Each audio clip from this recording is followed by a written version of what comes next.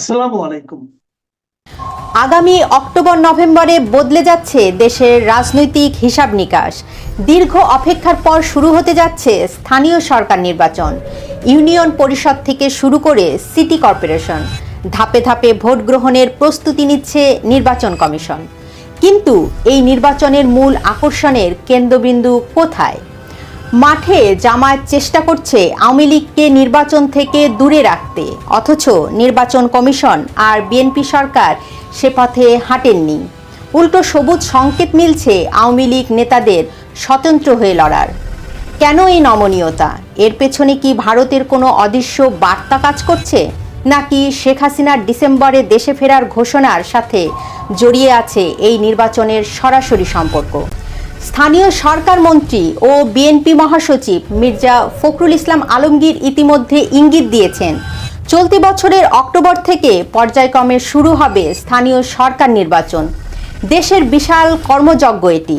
মোট ৪,৫৮১টি ইউনিয়ন পরিষদ, ৪৯৫টি উপজেলা পরিষদ, ৩৩০টি পৌরসভা, ১৩টি সিটি কর্পোরেশন এবং ৬১ জেলার পরিষদে অনুষ্ঠিত হবে এই নির্বাচন। তবে এবার ভোটে দাঁড়ানো মোটেও সহজ হচ্ছে না। নির্বাচন কমিশন প্রার্থিতার নিয়মে আনছে বড় ধরনের পরিবর্তন। প্রথমত, এমপিওভুক্ত শিক্ষকরা নির্বাচনে অংশ নিতে পারবেন না। দ্বিতীয়ত, শুধু ঋণ খেলাপিই নয়, ব্যাংকের ঋণের জামিনদাররাও প্রার্থী হওয়ার যোগ্যতা হারাবেন। তৃতীয়ত, দ্বৈত নাগরিকত্ব বা লাভজনক পদে থাকা ব্যক্তিরা অযোগ্য হবেন। চতুর্থ, গ্যাস, বিদ্যুৎ, পানি বা ভূমিকর বকেয়া থাকা প্রতিষ্ঠানের প্রধানরাও কোনো পদে দাঁড়াতে পারবেন না।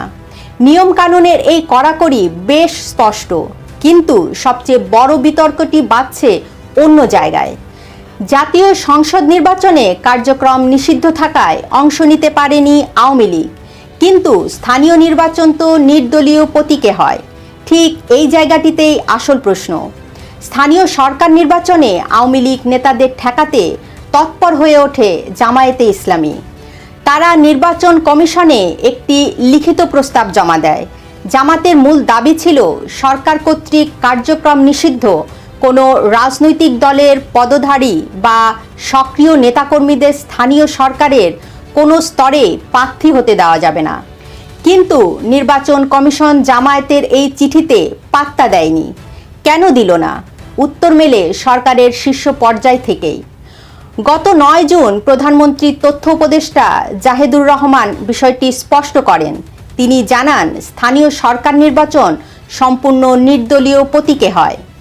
নির্ধারিত শর্ত পূরণ করলে যে কেউ প্রার্থী হতে পারবেন। তিনি আওয়ামী লীগের হলেও আইনগত কোনো বাধা নেই। এর সহজ অর্থ দাঁড়ায়, আওয়ামী লীগের পদধারী নেতারা নিজেদের দলীয় নাম বা স্লোগান ব্যবহার করতে পারবে না ঠিকই, তবে স্বতন্ত্র প্রার্থী হিসাবে মাঠে নামতে তাদের কোনো আইনি বাধা থাকছে না। এখানেই জন্ম নিচ্ছে সবচেয়ে বড় রাজনৈতিক প্রশ্ন। বিএনপি সরকার কেন আওয়ামী লীগকে আটকে দেওয়ার জামাতের প্রস্তাব গ্রহণ করল না? বিএনপি, জামাত ও এনসিপির শীর্ষ নেতারা এতদিন যে দাবি করে আসছেন দেশে আওয়ামী লীগের কোনো অস্তিত্বই নেই, সেই দাবি সত্যি কিনা তা প্রমাণের সুযোগ কেন দেওয়া হচ্ছে? রাজনৈতিক বিশ্লেষকরা বলছেন, এর পেছনে থাকতে পারে দীর্ঘমেয়াদী রাজনৈতিক সমীকরণ। প্রথমত, আন্তর্জাতিক মহল, বিশেষ করে প্রতিবেশী ভারত পর্যবেক্ষণ করতে চায় সরকার পরিবর্তনের পর মাঠ পর্যায়ে আওয়ামী লীগের প্রকৃত জনসমর্থন ঠিক কতটা অবশিষ্ট আছে। আর সে কারণেই হয়তো ভারত প্রধানমন্ত্রী তারেক রহমানকে এমন কোনো পরামর্শ দিয়েছে যাতে আওয়ামী লীগের সমর্থকরা নির্বাচনে অংশ নিতে পারে। আইন করে কোনো দলকে হয়তো কাগজ কলমে নিষিদ্ধ করা যায়, কিন্তু জনগণের মন থেকে তাদের মুছে ফেলা যায় না।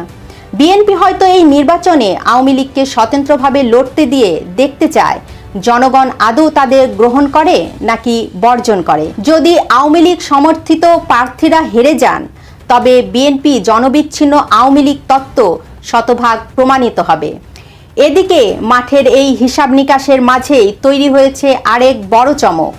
সাবেক প্রধানমন্ত্রী ও আওয়ামী লীগ সভাপতি শেখ হাসিনা সম্প্রতি আন্তর্জাতিক বার্তা সংস্থা রয়টার্সকে এক সাক্ষাৎকারে জানিয়েছেন তিনি আগামী ডিসেম্বরে দেশে ফিরবেন। দলের নেতাদের নিয়ে দেশে ফিরে তিনি আদালতে আত্মসমর্পণ করবে বলেও ঘোষণা দিয়েছেন।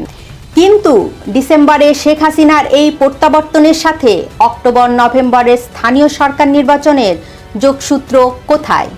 উত্তরটা খুব সোজা। শেখ হাসিনা দেশে ফেরার আগে দেখে নিতে চান তৃণমূলের মানুষের মধ্যে আওয়ামী লীগের কর্মী সমর্থকদের ওপর আস্থা ঠিক কতটা অবশিষ্ট আছে। নির্দলীয় ভোটেও যদি দলের সমর্থিত প্রার্থীরা জয়ী হয়ে আসতে পারেন, তবে তা প্রমাণ করবে আওয়ামী লীগ এখনও দেশের প্রধান রাজনৈতিক শক্তি। আর এই পরীক্ষার ফল দেখেই ডিসেম্বরে রাজনীতির নতুন চাল চালবেন শেখ হাসিনা। সব মিলিয়ে আসন্ন স্থানীয় সরকার নির্বাচন কেবল জনপ্রতিনিধি নির্বাচনের লড়াই নয়, এটি বাংলাদেশের রাজনীতির নতুন এক অ্যাসিড টেস্ট। একদিকে জামায়াতের কঠোর অবস্থান, অন্যদিকে বিএনপি সরকারের আইনি নমনীয়তা। এর মাঝে আওয়ামী লীগের জন্য এটি অস্তিত্বের প্রমাণের এবং নিজেদের জনপ্রিয়তা মেপে নেওয়ার শেষ সুযোগ। অক্টোবর নভেম্বরে স্থানীয় সরকার নির্বাচনই বলে দেবে বাংলাদেশের রাজনীতি কোন দিকে মোড় নিচ্ছে। আপনার কি মনে হয়, নির্দলীয় স্থানীয় সরকার নির্বাচনে আওয়ামী লীগের স্বতন্ত্র প্রার্থীরা কি সুবিধা করতে পারবে, নাকি মাঠে থাকবে বিএনপি জামাতের দখলে? জানান আপনার মতামত। ভিডিওটি শেয়ার করুন, লাইক দিন, সম্ভব হলে চ্যানেলটি সাবস্ক্রাইব করুন। এতক্ষণ সঙ্গে থাকার জন্য ধন্যবাদ। দর্শক, চাইনিজ মার্স দেখেছেন? যদি না দেখে থাকেন তাহলে আমি অনুরোধ করব, গুগল সার্চ করে না চাইনিজ বাম্বু সার্চ করে ইমেজে যাবেন, দেখবেন ইয়া মোটা মোটা দেখতে সুন্দর চাইনিজ বাঁশ। সে বাঁশ কিন্তু আমাদের বাঁশের মতো অত শক্ত নয়, কিন্তু সেই বাঁশ কিন্তু ওরা খাদ্য হিসেবে ব্যবহার করে। চীনেরা স্যুপ টুপ এই জাতীয় কিছু করেন। তা আমার মনে হয় তারেক রহমান যখন শি জিনপিং এর সঙ্গে দেখা করতে গেছিলেন, সেই সময় শি জিনপিং মহোদয় তাকে বোধহয় ওই বাঁশের স্যুপ টুপ খাইয়েছিলেন। সুস্বাদু লেগেছে। পাশেই বোধহয় কোথাও ঘুরতে ঘুরতে গেছিলেন, বাঁশ ঝাড় দেখেছেন, তাতে উনি চড়ে বসেছেন। মানে ওই বাঁশ ঝাড়ে মাঝে মাঝে না ফাটা থাকে, অসাবধানতা বশত কেউ যদি বসে পড়েন তাহলে তার জীবন নষ্ট। না পারবেন উঠতে, না পারবেন বসে থাকতে। এখন ওই বাঁশঝাড় থেকে তারেক রহমান তো আর নামতে পারছেন না, আর মনে মনে গালাগাল করছেন খলিলুর রহমানকে। হারামজাদা, তুই গেলি কই? তোর কি গেলি কেন? আমার কে নামাবে? এখন যাকে তিনি গালাগাল করছেন তিনিও তো গলা জলে ফেসে আছেন। ডানায় উঠলে বাঘ আর জলের মধ্যে কুমির আনাগোনা করছে।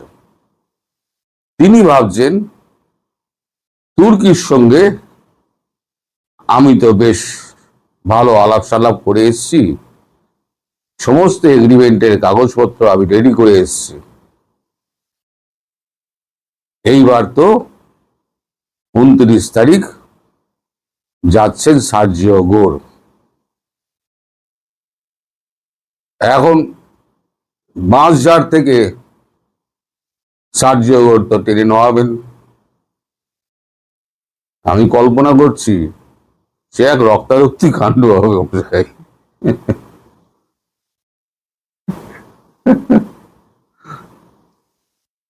এখন গতকালকের কাগজে বিজনেস স্ট্যান্ডার্ডে একটা খবর বেরিয়েছে যে স্পেশাল ইকোনমিক জোন বাংলাদেশে যেটা আছে সেটা নেই। কালকে চীনা আজকে চীনেরা 27 তারিখ চীনেরা সেখানে ভিত্তিপ্রস্তর স্থাপন করবে। 27 তারিখ ভিত্তিপ্রস্তর স্থাপন করবে। এই দেখুন কাগজের কাটিং, 26 তারিখের কাগজ, দেখুন লেখা হয় 26 তারিখ। তাহলে এখন চীনে বাসে তিনি তো আটকে পড়ে রয়েছেন, তারপর আবার ভিত্তিপ্রস্তর স্থাপন হচ্ছে। সার্জিও গোর এসে তো হিজড়ের মাঝঝাড় থেকে নামাবেন, আর একজন পড়ি কিমড়ি করে জল থেকে উঠে কোনো রকমে কাঁপতে কাঁপতে তিনিও হাজির হবেন সার্জিও গোরের সামনে।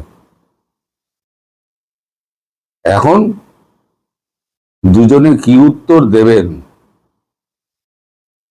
এই যে ভিত্তিপ্রস্তর স্থাপন হচ্ছে, সেই খবর কি সার্জিও গোরের গায়ে যাচ্ছে না? নিশ্চয়ই যাচ্ছে। আমাদেরই তো লোকজন রয়েছে, তারাই তো গিয়ে বলে দেবে যে দেখো ভাই তুমি যাচ্ছ ওখানে, ওদিকে চীনেরা এসে ভিত্তিপ্রস্তর স্থাপন করছে। এখন ভিত্তিপ্রস্তর স্থাপনের ছবি যদি দেখেন সার্জিও গোর, তার মিজাজ তো চচ্চর করে চলবে। একই তো ক্ষেপে আছেন। বিমস্টেকের সম্মেলনে যে ছবিটা বেরিয়েছিল, তাতে কিন্তু উনি বাংলাদেশের প্রতিনিধির দিকে ফিরেও তাকাননি, কটমট করে অন্যদিকে তাকিয়েছিলেন। মানে মনের মধ্যে এতটাই রাগ, সেই ঝালটা গিয়ে পড়বে তো একেবারে তারেক রহমানের ওপরে আর খলিলুর রহমানের ওপরে। প্রতিটা উত্তর তো তার চাই, সে রক্তারক্তি হোক আর যাই হোক। চীনকে শুধু দিয়েই এসছো, চীন থেকে তো কিছু পাওয়া যায়নি, একটা ঢেলা পয়সা দেয়নি। উল্টে বলেছে তিস্তা প্রকল্প যেটা করব তার অর্থায়ন আমরা করব না, আপনাদের করতে হবে। তাই এই সমঝোতা পত্র সই করে আর ওই বিমান কেনার চুক্তি ফুক্তি সই করে তিনি বাঁশঝাড়ে উঠেছেন না কোথায় উঠেছেন, আমি কি বলবো বলুন। এখন আপনারা এখন জবাব দেবেন যে এই বাঁশঝাড় থেকে তিনি নামবেন কি করে। তারপরে মানে আজকে সকালে খবর পেলাম ট্রাম্পের সঙ্গে নাকি তার বাংলাদেশ যাওয়ার আগে কথা হয়েছে। ট্রাম্পের তিনি সহযোগী, এবং ট্রাম্পের সঙ্গে সরাসরি যদি কারোর ফোনে কথা বলতে হয়, কিয়দংশের মানুষ রয়েছে মার্কিন যুক্তরাষ্ট্রে, তাদের মধ্যে সার্জিও গোর একজন। সেখানে তাদের মধ্যে কি বাক্যালাপ হয়েছে শি জিনপিং এর ব্যাপারে, সেই বাক্যালাপ নিয়েও কিন্তু ঝাড়টা গিয়ে পড়বে ওই 29 তারিখ আর 30 তারিখে। এর মধ্যে আবার শেখ হাসিনার সঙ্গে কথা হয়েছে, সব মিলিয়ে মিশিয়ে যা হয়েছে তা একদম খিচুড়ি পেকে গেছে। এর মধ্যে আবার একটা খবর দিয়ে আপনাদের, এটা হচ্ছে লেটেস্ট গতকাল রাতের খবর। সেটা হচ্ছে এই যে আমাদের যে ব্রিক্সের সম্মেলন আছে না, সেপ্টেম্বরের 12 এবং 13, সেখানে বাংলাদেশকে ডাকার কথা হয়েছিল। যেহেতু ভারত হোস্ট কান্ট্রি, বাংলাদেশকে ডাকা হয়। তাই এবারে যেহেতু বাংলাদেশের মসনদে এখন তারেক রহমান বসে আছেন, তাই প্রথম মাফিক তাকে ডাকা হয়েছিল। এখন বর্তমান পরিস্থিতিতে আমাদের এই সাউথ আফ্রিকা দিকে বসেছে, বলছে না বাংলাদেশকে ডাকা যাবে না। আমরা শেখ হাসিনাকে দেখে আমরা ওনাকে বিশেষ অতিথি সম্মান আমরা দিয়েছিলাম। তারেক রহমানকে তো আমরা চিনি না। তিনি যেভাবে নির্বাচিত হয়েছেন সেটা তো অবৈধ। তাহলে অবৈধ প্রধানমন্ত্রীকে ডাকা হবে কেন? এখন ফেসে গেছেন এখানে আমাদের মোদিজি। একজন যদি ভেটো দিয়ে দেয়, ব্রিক্সে এই যে 5টা দেশ আছে তাদের মধ্যে প্রত্যেকে একটা করে ভেটো দেওয়ার ক্ষমতা আছে। তাই এমন যদি ভেটো দিয়ে দেয় তাহলে পরে হয়তো ব্রিক্স সম্মেলনেও আসা হবে না, ভারতের প্রধানমন্ত্রীর সঙ্গে হ্যান্ডশেক করারও সুযোগ হবে না। মানে যাকে বলে না একেবারে দয়ে মুজে গেছেন। বিপদ যখন আসে না দর্শক, তখন চারদিক দিয়ে ঘিরে আসে। বুঝলে, এখনই বা সাউথ আফ্রিকা বাগড়াটা দেবে কেন বলুন? কারণ মোদিজি বলছেন আমি তো বলে দিয়েছি আমার তারা সম্মানের ব্যাপার আছে। সেটা নিয়ে এখন বাদানুবাদ চলবে নাকি কূটনীতিক কথাবার্তা চলবে তা আমি জানি না। এখন এই দায়িত্বটা জয়শঙ্করজির কাঁধে চাপিয়ে দেওয়া হয়েছে। তিনি ম্যানিলা থেকে ফেরা মাত্র তার ঘাড়ে চাপিয়ে দেওয়া হয়েছে। এখন তিনি ম্যানেজ করবেন পুরো বিষয়টা। তবে বাংলাদেশের সঙ্গে বোধহয় এবার ব্রিক্সের মোলাকাত হচ্ছে না বাংলাদেশের প্রধানমন্ত্রীর সঙ্গে। অর্থাৎ নরেন্দ্র মোদীর সঙ্গে মৃদুতম একটা সাক্ষাতের যে সুযোগ ছিল সেটাও বোধহয় হাতছাড়া হচ্ছে। তার মধ্যে এখানে তাল ঠুকছেন আবার শেখ হাসিনা। তিনি বলছেন আমি সেপ্টেম্বরেই ফিরে যাব। আর সেপ্টেম্বরের 12-13-তে যদি উনি এতে থাকেন, ব্রিক্সের সম্মেলনে থাকেন, মানে উভয় দিকে বিপদ। তখন যদি শেখ হাসিনা ঢুকে পড়েন সেখানেও তো একটা চিন্তা। নাহলে শেখ হাসিনা সেপ্টেম্বর বললেন কেন?